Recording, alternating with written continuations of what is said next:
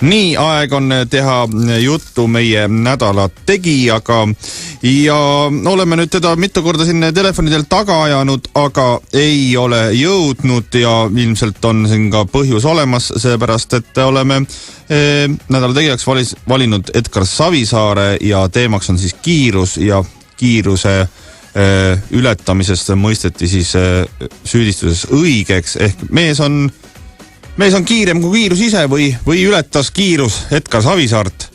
Seda me võib-olla ei saagi teada, sest me ei ole teda kätte saanud, aga me oleme saanud kätte tema väga hea sõbra Monika Patrakova. Tervist, Preili Patrakova. Tere. Tervist, no Preili, jah. Preili ja teie olete Edgari väga hea sõber, kui öelda, ja võistluskaaslane.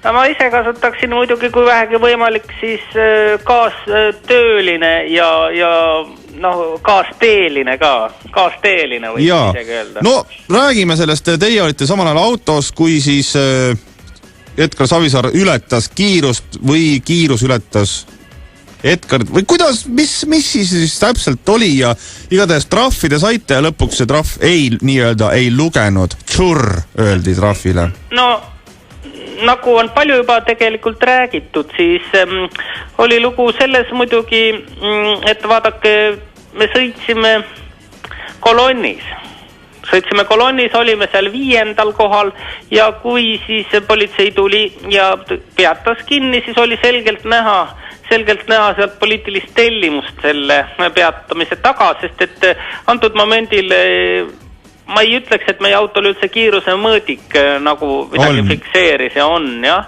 Autol ei olegi kiiruse mõõdik. Võin tsiteerida siit kohalt tehnilist dokumentatsiooni, mis siis ütleb seda, et ei ole sellist näidikut, nagu pole ka udutulesid, mis sellel antud konkreetsel Mercedese mudelil, mida siis peatati ja mis ei ole siis loomulikult ka selles liikluspolitsei protokollis fikseeritud, juhin siinkohal tähelepanu.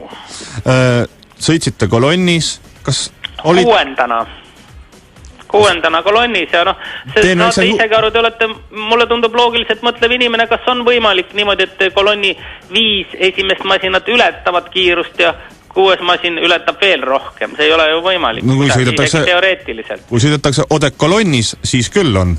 Siinkohal praegu loen välja järjekordset poliitilist tellimust selleks, et teha maha inimesi, kes midagi ka teiste inimeste heaks tahavad teha ja eks alati on vaenatud valitsejaid, see on vana tava. Aga ma ütleksin teile Def Räädu sõnadega, kuningas ei eksi mitte kunagi, kuni veel oma troonil ta istub. Ühesõnaga, te kahtlustate, et tegemist on poliitilise tellimusega.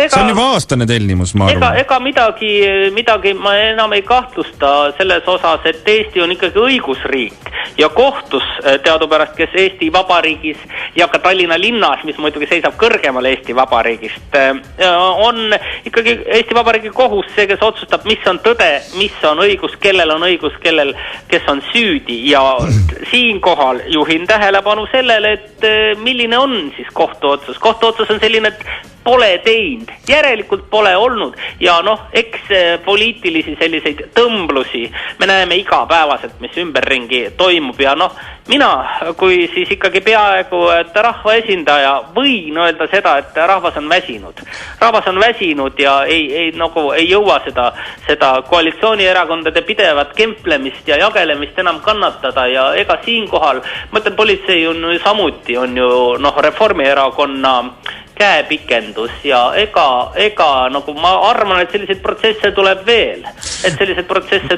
Nimelt siis meil Hundisilmal juhtus ju ka see, et pidime kärpima õunapuid, kuna need olid liiga suureks kasvanud ja pane tähele, Basknääri parved läksid kohe Tallinna poole teele ja meie inimesed Keskkonnaministeeriumis nägid ära, et need olid saadetud siis muidugi keskkonnaminister Keit Pentus-Rosimannuse poolt ja tuli kohe ka muidugi teabenõue, miks teostatakse hundisilmal siis seadustamata lageraiet, mida seal muidugi ei tehtud, nagu te minu jutust juba taipasite. Igal pool on need oravate nuhid. No, Reformierakonna juurde me jõuame kohe tagasi. Ma tahaksin Reformierakonnast muidugi veel. Ja me räägime sellest kohe, aga ma ennem sellest juhtumist veel, et mina ei ole nüüd eriti sellega kursis, kuna liiklus ei ole minu kõige suurem, ütleme, huviorbiit. Kas ma saan õigesti aru, et see kohtuotsus lükati tagasi või süüdistus mõisteti õigeks või Edgar Savisaar mõisteti õigeks tänu sellele, et seal puudus või Edgar Savisaar ei andnud allkirja politseile, autogrammi. No vaadake, te olete siin jällegi täiesti valesti aru saanud. Olen, jah. Olete jälle täiesti võimalik. No võt muidugi, tegelikkuses muidugi on asi selles, et Edgar Savisaar küsis seadusekuuleka inimesena ja sellise inimesena, kes ikkagi austab reegleid, kuna tegu on korraliku ja väga hea inimesega, nagu te isegi teate, siis tema ei ületa kunagi ühtegi reeglit. Ta tahtis lihtsalt politseiniku käest saada tema nime ja kõike muud, mida ikka politseinikute käest saadakse, teate ise, et siis lihtsalt et asjaajamine oleks korrektne. Aga seda muidugi ei tulnud, sest et tuli välja see politseinik ei osanud kirjutada. Tänapäeval Eesti Vabariigis Reformierakonna juhtimisel on meil sellised politseinikud, kes ei oska kirjutada ja küll aga tekkis ka muidugi kahtlus, et ta hoidis seda kiiruse mõõtmise seadeldist tagurpidi käes ja luges seal numbreid valesti. Nii et saate isegi aru, meile pandi süüks seal 46 kilomeetrilist kiiruse ületamist, eks ole. Aga kui seal siis näitab mõõdik, siis oletame 91, tegelikult oli 16. No täpselt niimoodi. Seal on isegi see väike viga, aga mõõtmisviga ka sees, eks ole. Meie auto sõitis, ma ise istusin seal ju kõrval, ma ju tean täpselt, sõitis kiirusega 16 kilomeetrit tunnis 50 alas, eks ole. Ja ta oli tagurpidi käes otsa 91. No just nimelt, et siinkohal sellist asja ei juhtunud siis, kui Edgar Savisaar oli Eesti Vabariigi siseminister, mitte kunagi ei juhtunud sellist asja. Ma ennem kui lähme edasi poliitilise jutuga, kas on tõsi, et Edgar Savisaar on selline auto, et ka teil on seal, nagu ütleme õppeauto, et ka teil on sidur ja pidur olemas? No muidugi on olemas, te unustate võib-olla seda, et on inimesi, kes teevad päevas tunde ja tunde tööd. Edgar Savisaar töötab ka autoroolis olles ja siis, kuna ta on nii töökas inimene, siis tihtilugu ega tema jaoks natukene nagu need piirid hägustuvad, et mida ta parasjagu teeb.